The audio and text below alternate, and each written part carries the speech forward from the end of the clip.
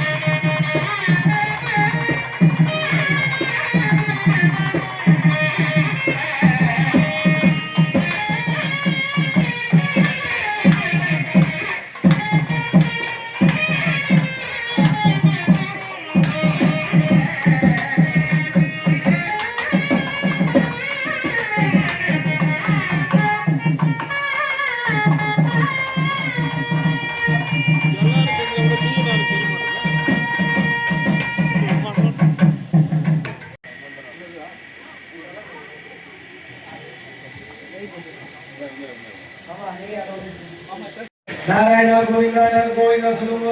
இப்படியே முடிச்சுட்டு போயிட்டேன்னா ஏதோ வந்தாருப்பா ஐயர், 4 மந்திரத்தை சொன்னார். நாங்களும் கல்யாணத்தை பார்த்து நீர் மோர் பாருங்களா, இடையில வந்து ஐயர் ஒரு வார்த்தை சொன்னார், மோர் சாப்பிட்டோம். ஐயர் ஒரு வார்த்தை சொன்னார், வாடகை சாப்பிட்டோம். ஐயர் ஒரு கல்யாணம் முடிச்சா சாப்பாடு சாப்பிட்டோம் அப்படின்னு. கல்யாணம் வந்த எந்த விஷயத்துக்காக வேண்டி அந்த கல்யாணம், எதற்காக வேண்டி அந்த கல்யாணம் நடக்குது, இந்த கல்யாணத்தோட முக்கியமான விஷயங்கள்லாம் என்னன்னு பார்க்கணும் இல்லையா? பெருமானுடைய திவ்யமான கல்யாணத்துல அக்னி காரியம்னு சொல்லுவாங்க. 33 கோடி தேவர்களும் கீழே இறங்கி வரக்கிற விஷயம். வைகுண்டத்தில் கூடிய 33 கோடி தேவர்களும் இப்ப கீழே இறங்கி வரக்கிற சகலாத்தியம்.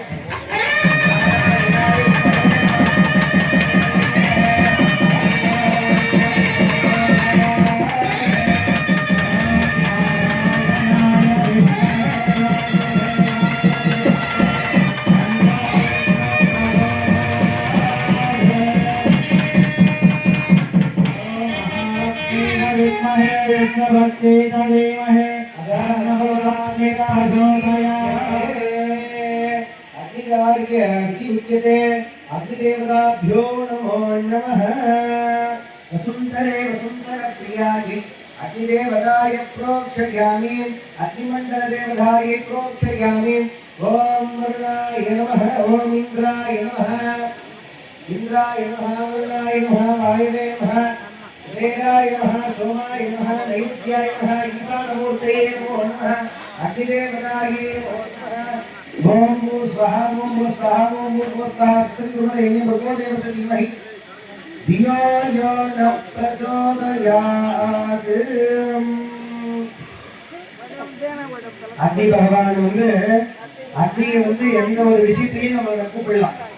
நம்ம ஆகிற நல்ல விஷயத்துக்கும் அக்னியை கூப்பிடலாம், வேற மாதிரியான விஷயத்துக்கும் அக்னியை கூப்பிடலான்றது சாஸ்திரம்.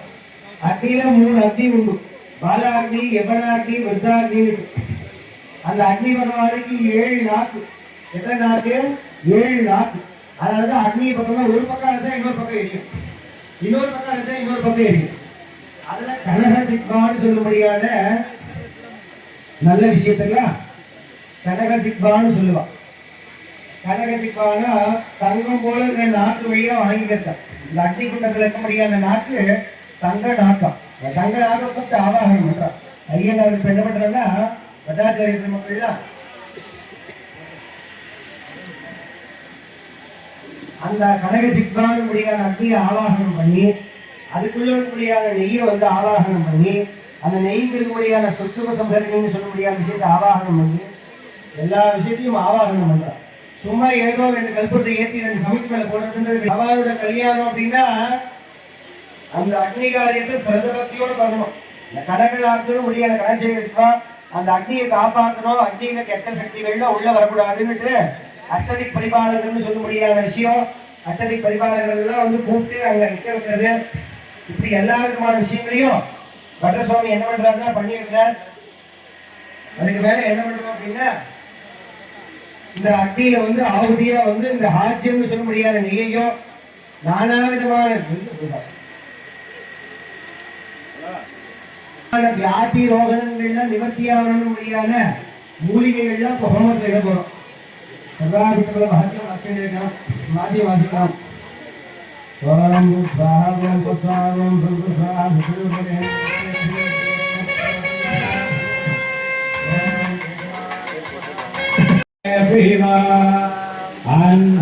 अन्तर्बहिश्चदत् सर्वं व्याप्य नारायण स्थितः आनन्दमव्ययं कविगुं समुद्रेन्द्रं विश्वसंभुवं पद्मभोजप्रदीकाशगुं हृदयं शाप्यतो मुखम् अधो नित्याभिदसत्यान्ते आप्यामुपरि तिष्ठति ज्वालमालाकुलं भावि विश्वस्यायतनं महद् सन्ततकुं शिलाविस्फुलं भद्रा घोषसन्निभम्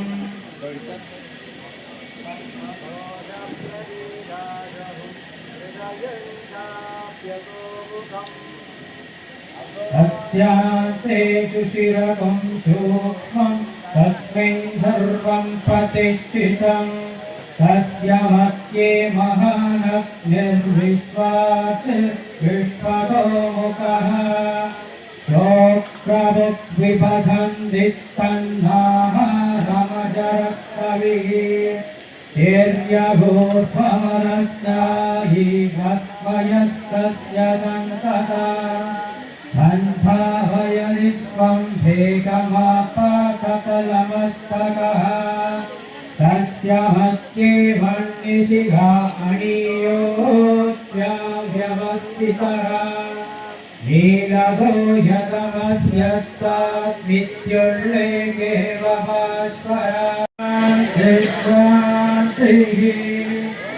ॐ सहस्रदीर्घावुरुजः सहस्राक्षः सहस्रवाद सभुविं विश्वरो वृत् तस्मात् यज्ञात् सर्वभूतः कुशलामाणि जग्निरे सन्धान तस्मात् यज्ञात् तस्मादायथ तस्माजायन्त ஏகே சோபயாததா. பிராட்டிக்கும் பெருமாளுக்கும் பட்டு பீதாம்பர வஸ்திரங்கள்னு சொல்லுவோம். நம்ம கல்யாணத்துக்கு கூட நம்ம என்ன பண்றோம், பட்டு பீதாம்பர வஸ்திரங்கள்லாம் வாங்கி நல்லா ஜோரா கட்டிடும். அம்மாவது கல்யாணம்னா 10,000 15,000, பக்கத்தாத்து கல்யாணம்னா 1000 ரூபாய் படையாரம் கட்டிக்கணும்னு ஆசைப்பட்டது இல்லையா? அதனால அவன் லோகத்துக்கே லோக சுந்தரியானவராச்சு. அப்பேற்பட்ட சீதைக்கு பட்டு பீதாம்பர வஸ்திரங்கள்லாம் சமர்ப்பிக்க போறோம். வித்வான் வாசிக்கலாம்.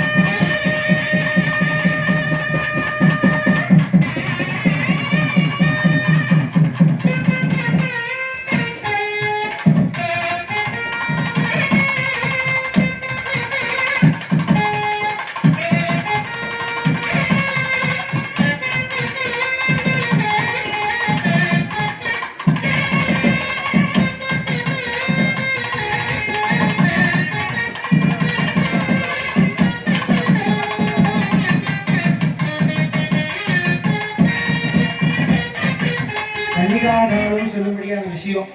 இப்போ எந்த பொண்ணுக்கு எந்த பையனை கல்யாணம் பண்ணி தரணும் நம்ம கூட சொல்றோம்ல, பையனை பார்க்கறது பொண்ணு பார்த்து அந்த காலத்துல போனோம்னா நம்ம ஓக்கமா நம்ம குலமா ஆச்சாரமா நம்ம ஆத்துக்கு சௌரியப்படுவாளா, நம்ம ஆத்துக்கு எல்லாத்துக்கும் ஏற்ற பொண்ணா இருக்குமான்னு சொல்லிட்டு பார்ப்பாங்க. காலத்துல இந்த காலத்துல கொஞ்சம் மாறி போச்சு. எல்லாம் மாப்பிள்ளைக்கு பொண்ணு பிடிச்சிருக்கு, பொண்ணுக்கு மாப்பிள்ளை பிடிச்சிருக்கு, கல்யாணம் பண்ணி பிடிச்சாங்க. எல்லா ஆத்துக்கு விசாரணை பண்றது இல்லையா? அந்த காலத்துல என்ன பண்ணுவாங்கன்னா இமம் கன்னியா மம சுதகா.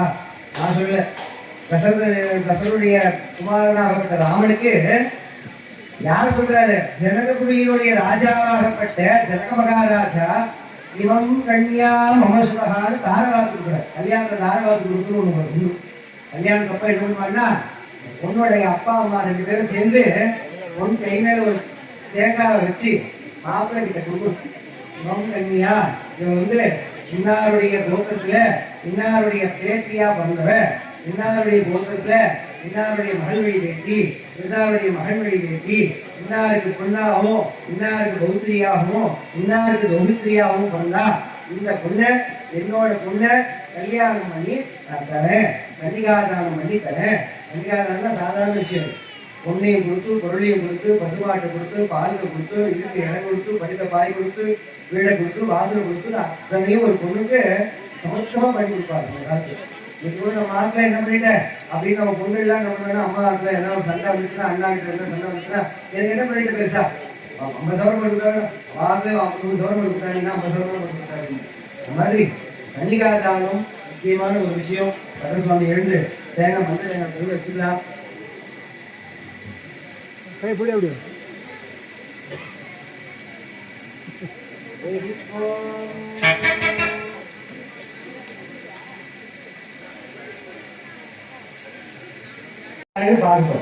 श्रीरामस्वामी प्रदर्हाम चतुष्याहपर्यन्तं गोब्राह्मणेभ्यो शुभं भवतु वासिष्ठमैत्रोरणकोण्डीय प्रियार्चय प्रतरान्वित वशिष्ठगोत्रोर्वभाग्य नवपाद महाराजा वर्म नक्षत्रे चतुष्याहपर्यन्तं गोब्राह्मणेभ्यो सुखिनो भवन्तु गोब्राह्मणेभ्यो सुखिनो भवन्तु वासिष्ठमैत्रोन्याय वर्णगोत्रोर्भाग्य अज महाराजा वर्मणः मौत्राय सदुष्याकर भवतु वासिष्ठमैत्रवर्ण दासरथ महाराजा शर्मणः पुत्राय चतुष्याहपर्यन्तां भवतु गोब्राह्मणेभ्यो सुखिनो भवन्तु वासिष्ठमैत्रवर्ण गोत्रोर्भाग्य श्रीरामचन्द्र परब्रह्मणे वराय सकलाभ्यं श्रीरामचन्द्र ब्रह्मणे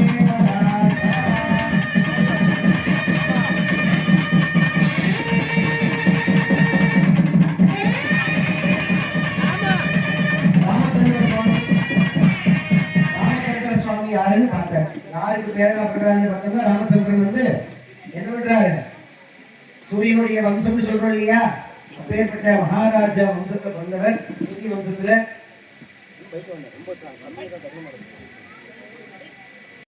எங்க பார்த்தா வசிஷ்ட கோத்ரோர் வசியா நம்ம கூட சொல்றோம் இல்லையா, வஞ்சனல் கோத்ரம். அப்புறம் வந்து பார்த்தோம்னா சிவகோத்திரம் விஷ்ணுகோத்திரம் இல்லையா, வசிஷ்ட மகாராஜா வசிஷ்ட மகரிஷியோட கோத்திரத்துல பிறந்த அந்த ராமச்சந்திர மூர்த்தி யாருக்கு பேரனா பிறகுறான்னு பார்த்தோம்னா நவமாதாயாம் மகாராஜஸ்ய நட்சத்திராயாம் நவமாதனுடைய மகாராஜாவுடைய பௌத்தனாகவும் சதுஷாக பரியந்தாம்னு சொல்லும்படியா அங்க இருக்கக்கூடிய அஜ மகாராஜாவுக்கு பௌத்தனாகவும் மேற்படியா இருக்கும்படியான தசரத மகாராஜாவுக்கு புத்திரனாகவும் பிறந்திருக்கார். அப்பேற்பட்ட எம்பெருமானுடைய கல்யாணம். அந்த கல்யாணத்துக்கு மாப்பிள்ளை ரெடியா இருக்கார். அப்பேற்பட்ட மாப்பிள்ளைக்கு எந்த பொண்ணு கொடுக்க போறாங்கன்னு பார்க்க போறோம். சீதா எங்க பிறந்திருக்கா, யார் கோத்திரம், அவ யாருக்கு பேத்தி, அவ அப்பா அம்மா யாரு, அந்த விஷயங்கள்லாம் பார்க்கணும். சீதாயாம் பிரவரஹ சதுஷ்யாகபரியந்தாம் கோபிராமணேப்யோ சுகினோ பவது ஆங்கீரசாசன்ய கௌதம பிரியார்ச்சினை பிரவரான் கௌதம பிரகாந்த கௌதம கோத்ரோர்பவாயாம் सर्वदा सदा राजवर्मणे नक्षत्रे तदुष्याकं गोब्राह्मणेभ्यो सुखिनो भवन्तु आङ्गीरवसायास्य गोत्रो भवायां प्रयासो महाराजवर्मणि गोत्री तदुष्याकर गोब्राह्मणे सुखिनो भवन्तु आङ्गीरसायानां गोत्रो भवायां जनक महाराजावर्मणः पुत्री साक्षात् लक्ष्मी स्वरूपिणी सीता देवी नाम्नीं कन्यां सर्वाद्यं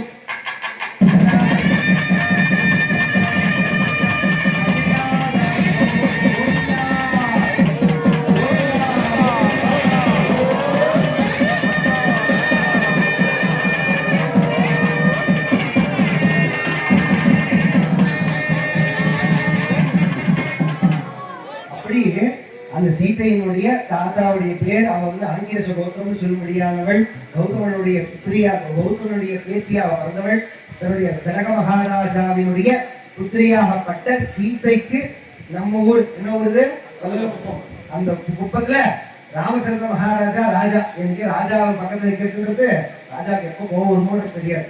ராணி பக்கமே நம்ம நின்றுக்கணும். ஏன்னா அவதான் என்ன பண்றா, பொறுத்திருந்து பூமியை ஆளுன்னு இருக்கா. பூமாதேவியினுடைய அம்சம். பூமாதேவியை எட்டி உதைக்கிறோம், குத்துறோம், எத்தனையோ பிரசாத பூமாதேவியை பட்டுக்கிறோம். அப்பேற்பட்ட பூமாதேவியுடைய புத்திரி தான் பார்த்தோம்னா ஜனக மகாராஜாவுடைய குமார்த்தியாகப்பட்ட சீதை. சீதை பக்கமே சீத்தையை நம்ம வீட்டுக்கு பண்ணா வச்சுட்டு மாப்பிள்ளையை கூப்பிட்டு வந்துருக்கீங்க. மாப்பிள்ளை வாங்க எங்க ஊர்ல பல்ல குப்பத்துல எங்க சீதாதேவியை உங்களுக்கு கல்யாணம் பண்ணிக்கிறோம், கன்னிகாதானம் பண்ணிக்கிறோம். எங்க ஊர்ல இருக்கக்கூடிய பொன் பொருள் பதவிகளாக வைசத்தியெல்லாம் கூப்பிடுறோம். உங்க பொண்ணை பத்திரமா வச்சுக்கோங்கன்னு சொல்லி கன்னிகாதானத்தை வச்சுருக்கிறோம். நல்லா பிரார்த்தனை பண்ணிக்கோங்க. மாங்கல்ய தாரணம் ஆங்கிலேய பூஜையில நல்லபடியா முடிஞ்சிருக்கேன். மாங்கல்ய தாரணம் ஆகும்போது எல்லாரும் மனசால பிரார்த்தனை பண்ணிக்கோங்க. சிந்தனை வருவோமோ வச்சுண்டு மாங்கல்ய தாரணத்தை காமிச்சிருக்கோம். பத்திர சுவாமிகள் மாங்கல்யத்தை கையெழுத்துக்கலாம்.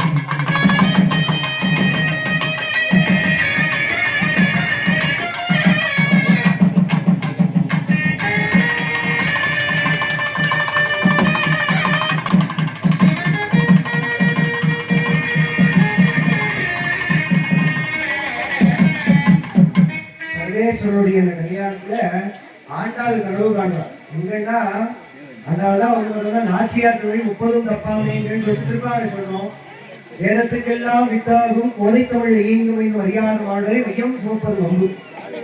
அன்னைய வந்து பெருமாள் நாட்டில் சுத்தி இருந்தது. அறிமுக நச்சுடன் கைமேல் கை வைத்து ஒளிமுகம் தட்ட கணா கண்டேன் தோழியினான்னு ஆண்டாள் சொல்லியிருக்கா. சத்தனாழி புகை வந்து வேள்வியல் நறும்புகை கலந்தெங்கும் விஷயங்களும் வேள்வியில வருடைய புகை நல்லது.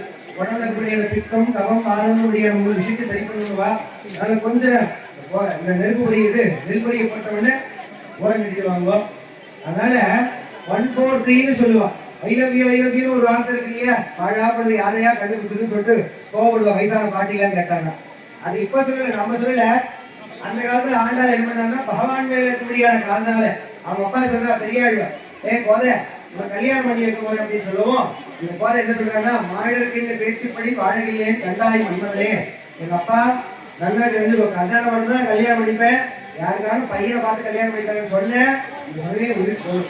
அதனால ஆண்டாள் என்ன 143 பாசுரம்னு சொல்ல முடியாது. நாச்சியார் திருமொழி, நாச்சியார் திருமொழி 143. 143 இங்கிலீஷ்ல என்ன பண்ணணும் 143. ஐ லவ் யூன்ற அந்த வார்த்தையை பகவான் கிட்ட சமர்ப்பிச்சாலும் அன்போட. அதனால நாச்சியார் திருமொழியில யாருக்கெல்லாம் கல்யாணம் ஆகாத குழந்தையோ யாருக்கெல்லாம் குழந்தை பண்ணி எல்லாரும் நல்லா பிரார்த்தனை பண்ணிக்கோங்க. அறிமுகச்சுடன் கைமேல் கை வைத்து பொறிமுகம் கட்ட கணா கண்டேன் தொழிலான். அறிமுகச்சுடன் கைமேல் கை வைத்து பொறிமுகம் கட்ட கணா கண்டேன் தொழிலான்.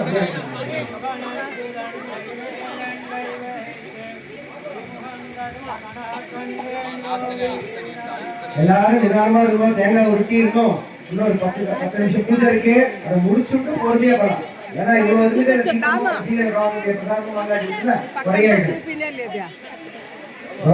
சன்னோ மித்ரசம் வருணः சன்னோ பவத்வரியமா சன்னயிந்தோ ப்ரஹஸ்பதிः சன்னோ விஷ்ணுருத்ரமः நமோ பிரம்மணே நமஸ்தே வாயோ त्वमेव सर्वज्ञं त्वमेव प्रत्यक्षं ब्रह्मासि त्वाम्.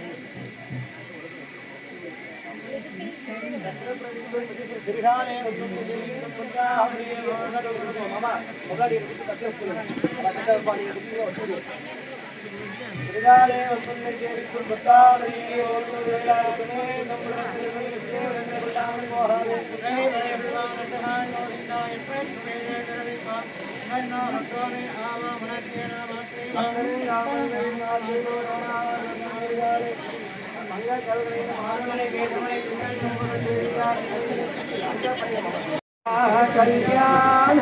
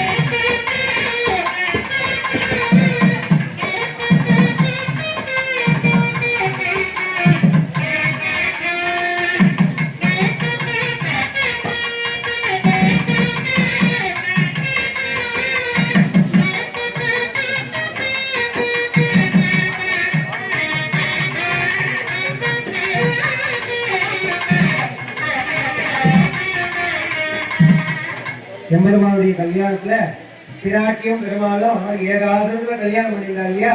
மாலை மாத்திக்கணும். பெருமாள் தாயார் என்ன பண்றா? மாலை மாத்திட்டா. அந்த மாலை மாத்திரத்துலயுமே நாகவல்லியும் நாகராஜனும் சேர்ந்துதான் மாலையை கண்டு மாத்திக்கிறது விசேஷம். மாலை மாத்திக்கணும்.